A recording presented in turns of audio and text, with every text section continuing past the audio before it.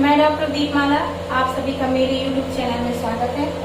आज हम पढ़ेंगे एबीज कैनाडिनेसिस एंड पाइनस कैनाडिनेसिस। एबीज कैनाडिनेसिस या पाइनस कैनाडिनेसिस के बारे में, इसका क्या इफेक्ट है ह्यूमन बॉडी में और ये कहाँ कहाँ पे वर्क करती है, इसके बारे में, इसके क्या क्या सिम्टम हैं, ये सब जानेंगे। जैसे कि हम एग्जाम के पर्पज से पढ़ रहे हैं, एग्जाम की प्रिपरेशन के लिए पढ़ रहे हैं, तो हमें सारी मेडिसिन पढ़नी है, फिर बाद में MCQ भी सॉल्व करेंगे। तो जो एग्जाम के लिए इम्पोर्टेंट पॉइंट है वो हम 3 बुक्स, जैसे SK दुबे हो गई, बोरिक हो गई, एलन हो गई, हम तीनों बुक्स का कंप्लीट जो इम्पोर्टेंट पॉइंट है उन इम्पोर्टेंट पॉइंट को लेके एक कंप्लीट मेडिसिन तैयार करेंगे जो एग्जाम के पर्पज के लिए इम्पोर्टेंट है। तो उसी हिसाब से हम आगे बढ़ते चलेंगे, सारी मेडिसिन इसी हिसाब से हम पढ़ेंगे। SK Dubey, William Boericke, Allen. तो SK दुबे में क्या इम्पोर्टेंट है, जैसे सिनोनिम्स हो गया, ट्रू वर्क क्या है, फैमिली क्या है, क्लिनिकल क्या है, इसका इंट्रोडक्शन क्या है, ये सब हम SK दुबे से पढ़ेंगे। स्फीयर ऑफ एक्शन क्या है, SK दुबे से ये पढ़ेंगे।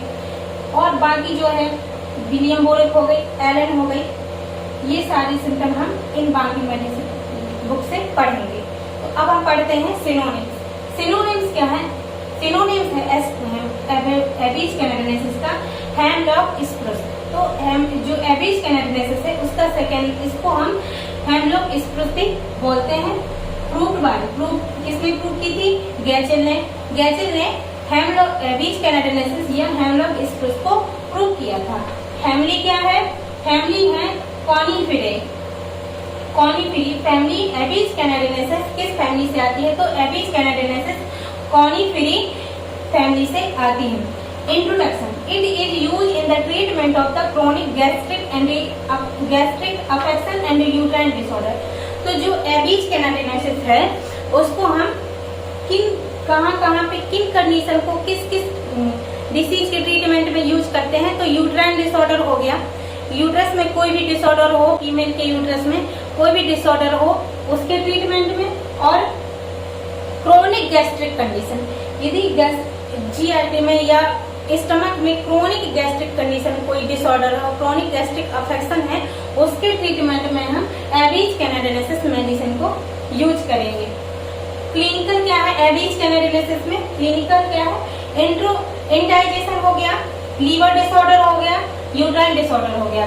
तो इंडाइजेशन की कंडीशन है, यदि किसी मरीज में लीवर डिसऑर्डर की कंडीशन है, यूट्राइन डिसऑर्डर की कंडीशन है, तब हम एबीज कैनाडिनेसिस को भी सिलेक्ट करेंगे। पर हम देंगे कब एबीज कैनाडिनेसिस, हम उस कंडीशन में देंगे जब सामने वाला जो पेशेंट होगा हमारे क्लिनिक में जो आएगा उसके सिम्टम भी एबीज कैनाडिनेसिस की जो मेडिसिन है, जो मेडिसिन को प्रूव करने में जो सिम्टम मिले हैं हमें, वो सिम्टम और पेशेंट के सिम्टम सेम होने चाहिए, तभी हम एबीज कैनाडिनेसिस को दे सकते हैं। Sphere of action and pathogenesis. Sphere of action क्या है, इस मेडिसिन का ये कहाँ पे एक्ट करती, किस जगह पे, एंड पैथोजेनेसिस क्या प्रोड्यूस करती है, ये भी जानेंगे। इट एक्ट ऑन स्टमक, ये एबीज कैनाडिनेसिस जो है वो स्टमक में एक्ट करती है, यूट्रस में एक्ट करती है, हार्ट में, लंग्स में। तो एबीज कैनाडिनेसिस स्टमक में, यूट्रस में, हार्ट में एंड लंग्स में, इन जगहों पर अपना इफेक्ट डालती है। It's produce Kaithal condition of the stomach. तो पैथोजेनेसिस क्या जो बनेगी, स्टमक में जो पैथोजेनेसिस बनेगी एबीज कैनाडिनेसिस के इफेक्ट से, तो ये क्या प्रोड्यूस करेगा, Kaithal condition of stomach. Stomach में ये कैथल की कंडीशन को उत्पन्न करेगा, मतलब एक्सेसिव डिस्चार्ज होगा म्यूकस का। जैसे कि हमने पढ़ा है कि बहुत सारी ऐसी भी मेडिसिन है जिनमें डिस्चार्ज क्या होता है, कम हो जाता है या बिल्कुल से रुक जाता है, ड्राइनेस हो जाती है। और यहाँ पे क्या कंडीशन बन रही है, यहाँ पे कंडीशन बन रही है excessive discharge, Kaithal condition, discharge तीव्र होना, बढ़ जाना, उस कंडीशन को कहेंगे Kaithal condition of the stomach. यहाँ तक हमने क्या लिया, SK दुबे को कवर किया। अब हम जानेंगे बोरिक से गाइडिंग सिम्टम या सिम्टम क्या है इस मेडिसिन में। Mucus membrane are affected by abies canadensis. जो म्यूकस मेम्ब्रेन है, जैसे कि हम पहले पढ़ चुके हैं, जो म्यूकस मेम्ब्रेन है उसमें म्यूकस मेम्ब्रेन अफेक्टेड होती है, एबीज कैनाडिनेसिस का म्यूकस मेम्ब्रेन में इफेक्ट पड़ता है, ऐसा नहीं। तो क्या कैसा इफेक्ट पड़ता है वो हम जानेंगे।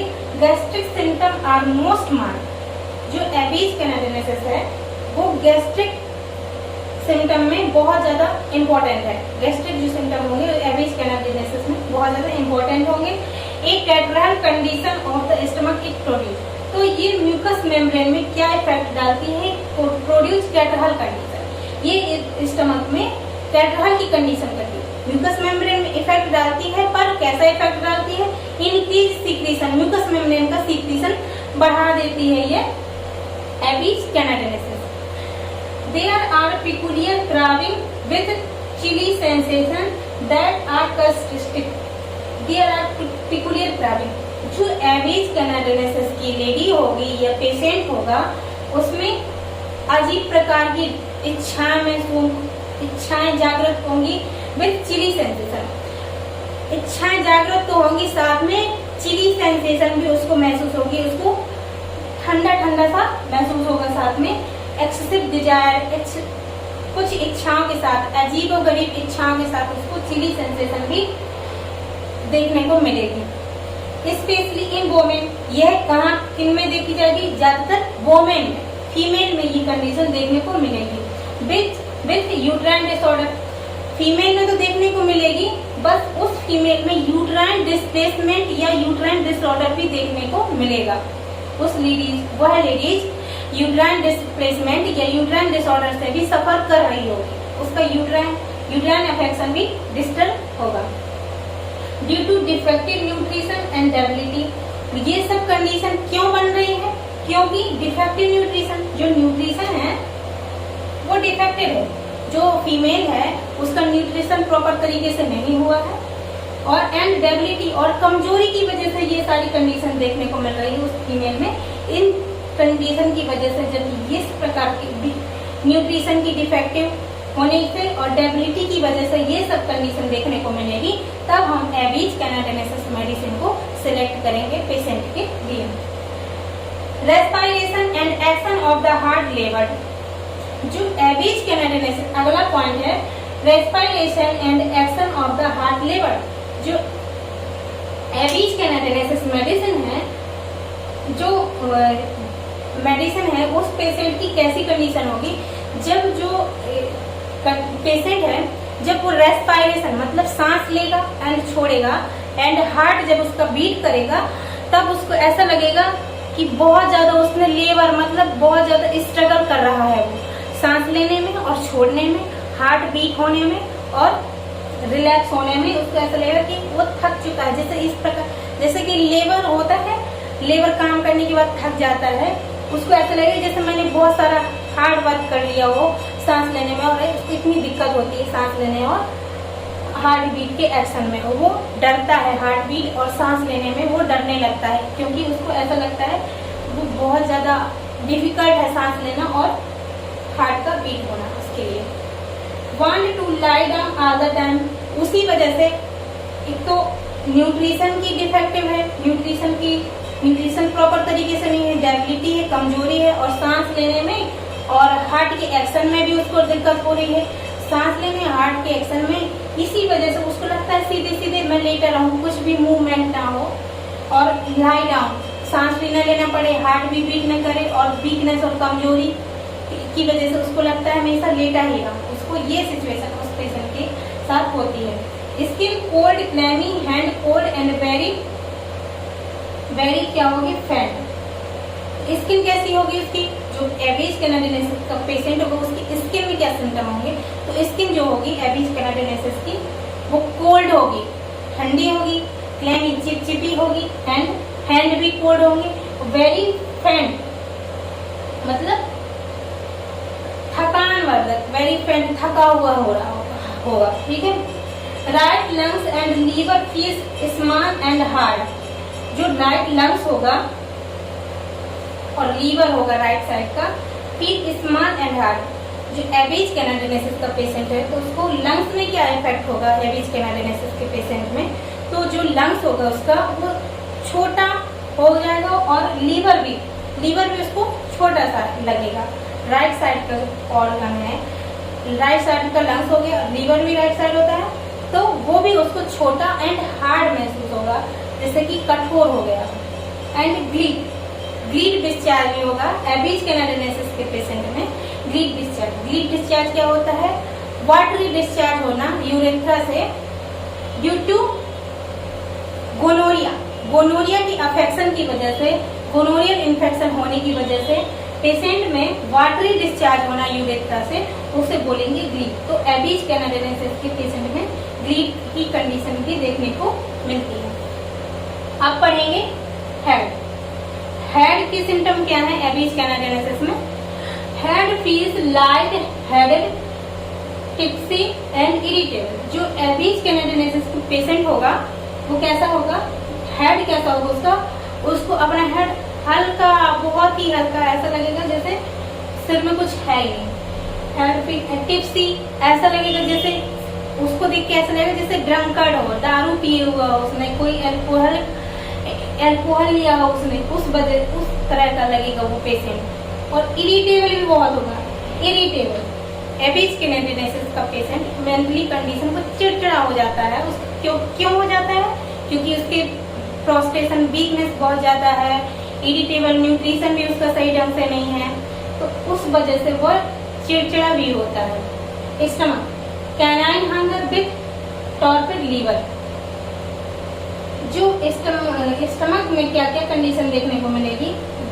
तो एबीज कैनाडिनेसिस के पेशेंट में जो पेशेंट होगा उसको भूख बहुत ज्यादा लगेगी, बहुत ज्यादा भूख लगेगी विथ टॉर्पिड लीवर। पर लीवर की जो क्षमता है वो कम है, वो उतना मजबूत नहीं है कि खाना को पचा सके, फिर भी उसको बहुत ज्यादा भूख लगती है एबीज कैनाडिनेसिस के पेशेंट को। जेनेरिक हंगर, फैंट फीलिंग, एपिगेस्टिव, उसको बहुत ज्यादा खुखार तरीके की भूख लगती है, मतलब बहुत ज्यादा परेशान करने वाली उसको भूख लगती है, generic hunger and faint feeling. और जो एपिगैस्ट्रियम रीजन है उस एस्टियम उसका खाली है या रिलैक्स्ड कंडीशन में मिलेगा उसको। ग्रेट एपेटाइट, उसको बहुत ज्यादा भूख लगती है। अगला पॉइंट है great appetite, craving for meat pickles. Great appetite के साथ उसको क्या खाने की इच्छा होती है? मीट को खाने, मतलब मीट खाने की इच्छा होती है। पिकल्स, अचार खाने की इच्छा होती है। रेडिश, मूली खाने की इच्छा होती है। टर्निप और सलजम खाने की इच्छा होती है। Anti chalk and coarse food, मोटे अनाज खाने की इच्छा होती है। जो एबीज कैनाडिनेसिस पेशेंट है उसको अचार, मीट, मूली, सलजम और मोटे अनाज खाने की इच्छा होती है। ठीक है। Tendency to eat for beyond the capacity for digestion. अगला पॉइंट है, जो मरीज होगा एबीज कैनाडिनेसिस का पेशेंट होगा उसको बहुत टेंडेंसी, उसकी प्रवृत्ति क्या होती है? उसकी प्रवृत्ति होती है कि बहुत ज्यादा खाना, जबकि उसका डाइजेस्टिव सिस्टम सही नहीं है और उस डाइजेशन से भी ज्यादा, डाइजेशन की क्षमता कम है और खाना उसका ज्यादा है। तो एबीज कैनाडिनेसिस के पेशेंट को इतनी ज्यादा भूख लगती है बहुत मात्रा में। Burning and distension of the stomach and abdomen. अगला पॉइंट है burning and distension of the stomach and abdomen. जो एबीज कैनाडिनेसिस का पेशेंट होगा उसके स्टमक में क्या होगा? उसके स्टमक में, एब्डोमेन में बर्निंग होगी बहुत ज्यादा एंड डिस्टेंशन, ऐसा लगेगा कि फूल रहा है, बढ़ रहा है, साइज में स्टमक बढ़ रहा है, उसका बढ़ रहा है। जैसे कि हमने देखा लीवर में और लंग्स में क्या कंडीशन बनती है? साइज छोटा हो रहा है, जबकि स्टमक में, एब्डोमेन में डिस्टेंशन हो रहा है, फूल रहा है, बढ़ रहा है, ये ऑर्गन बढ़ रहे हैं विथ पल्पिटेशन, बस फूल रहे हैं और साथ साथ उसको ऐसा लग रहा है कि ये पल्पेटेड हो रहे हैं। स्टमक एंड एब्डोमेन वाला पोर्शन उसका पल्पेटेड हो रहा है। इनडाइजेशन की कंडीशन के साथ साथ, और इनडाइजेशन में ये सब देखने को मिलता है, बर्निंग हो जाएगा, डिस्टेंशन, ये इनडाइजेशन की कंडीशन में ये सब कंडीशन देखने को मिलती है। गैस्ट्राइटिस, गैस्ट्राइटिस क्या होता है? उसमें स्वेलिंग आ जाएगी, इन्फ्लामेशन की कंडीशन हो जाएगी, उसे कहेंगे gastritis. Flatulence disturbing the heart action, इतनी ज्यादा गैस बनेगी, जो एबीज कैनाडिनेसिस का पेशेंट होगा उसमें गैस बनेगी बहुत ज्यादा मात्रा में, जिसकी वजह से उसका हार्ट में जो हार्ट एक्शन होगा वो डिस्टर्ब होगा। बहुत ज्यादा गैस बनने की वजह से हार्ट में भी गैस बनेगी, पेट में भी, हर जगह गैस बनने की वजह से उसको हार्ट के एक्शन में डिस्टरबेंस आएगा। Pain in the shoulder, right shoulder blooded and constipation with burning in the rectum. तो पेन जो शोल्डर है, राइट शोल्डर है, उसकी ब्रेड में क्या होगा, पेन होगा and shoulder blooded and constipation with burning in the rectum. Shoulder pain होगा एंड कॉन्स्टिपेशन भी रहेगा with burning in the rectum, rectum में बर्निंग होगी। तो pain in the shoulder, right shoulder की जो ब्लेड है उसमें पेन होगा, ब्लेडेड है जो ब्लेड टाइप की जो है नुकीला हिस्सा, इसको ब्लेड कहते हैं। तो जो इसमें पेन होगा एंड कॉन्स्टिपेशन रहेगा and burning in the rectum, rectum में भी बर्निंग होगी। जो एबीज कैनाडेनेसिस की फीमेल होगी उसका यूट्रस डिस्प्लेस्ड होगा, मतलब अपनी जगह से दूसरी जगह पे शिफ्ट होगा या दूसरी जगह पे उपस्थित होगा। सी sore feeling in the fundus of the uterus relieved by pressure. जो फंडस वाला हिस्सा है यूट्रस का उसमें पेन होगा, उस पेन में कैसे आराम लगेगा, प्रेशर से आराम लगेगा। जब हम फंडस वाले पार्ट में प्रेशर या मसाज करेंगे तब उसको रिलीफ मिलेगा। जो फंडस वाले पोर्शन में फीमेल के पेन हो रहा है उसमें प्रेशर से आराम लगेगा। Prostration want to lie down all the time. जो फीमेल होगी उसको न्यूट्रिशन डिस्टर्बेंस रहता है, डेबिलिटी रहती है, उस वजह से उसको ऐसा लगता है कि वो लेटी रहे। फीमेल होगी उसको लेटे रहने की डिजायर होगी कि हमेशा उसको लगता है परमानेंटली हम लेटे ही रहे, हमेशा लेटे ही रहे, आराम करते हैं 24 घंटे। Feel worms in is soft and female. जो उसका फंडस होगा, सॉरी यूट्रस होगा, वो सॉफ्ट एंड कमजोर होगा, बहुत ज्यादा सॉफ्ट होगा एंड कमजोर भी होगा। ठीक है। फीवर, जो एबीज कैनाडेनेसिस का पेशेंट है, यदि उसमें फीवर होगा तो क्या क्या सिम्टम देखने को मिलेंगे। Shivering and chill all over as if blood was turn into icy water. उसको कपकपाहट के साथ ठंड लगेगी, जब ठंड लगेगी तो वो कपकपाएगा एंड ऐसा लगेगा कि जिससे जो ब्लड है हमारी बॉडी का, उसकी बॉडी का, तो वो बर्फ में चेंज हो गया है। इतनी ज्यादा ठंड उसको महसूस होगी, इतनी ज्यादा ठंड उसको लगेगी। Chill run down the back. जो ठंड जब लगेगी तो वो कैसे लगेगी, ऊपर से नीचे की ओर ठंडक लगेगी। ठंड क्या है, ऊपर से नीचे की ओर आएगी। Sensation of the cold water between the shoulders. Ammonium यूरेटिकम में भी ये सिम्टम देखने को मिलेगा। Sensation of the cold water between the shoulder. उसको ऐसा लगेगा जो शोल्डर है उनके बीच में कोल्ड वाटर उपस्थित हो, कोल्ड वाटर की सेंसेशन उसको महसूस होती है। Skin clammy and sticky nighty sweat. जो स्किन होगी वो कैसी होगी फीवर की कंडीशन में, क्लैमी, चिपचिपी होगी एंड कोल्ड होगी एंड स्टिकी होगी। नाइट स्वेट होगा उसको। ठीक है। ये रही हमारी आज की एबीज कैनाडेनेसिस या पाइनस कैनाडेनेसिस। यदि आप लोगों को इस समझ में नहीं आया है कुछ तो आप लोग अपनी बात को नीचे कमेंट में बोल सकते हैं, फिर हम दोबारा इसको बढ़ाने की कोशिश करेंगे। और कुछ भी छूटा है वो भी बताएं यदि आपको लगता है। वैसे तो मैं कुछ भी छूटा नहीं है, आप लोग निश्चिंत रहें और आगे कमेंट करके बताएं कि कैसा पढ़ा और क्या क्या पढ़ना चाहते हैं। Thank you.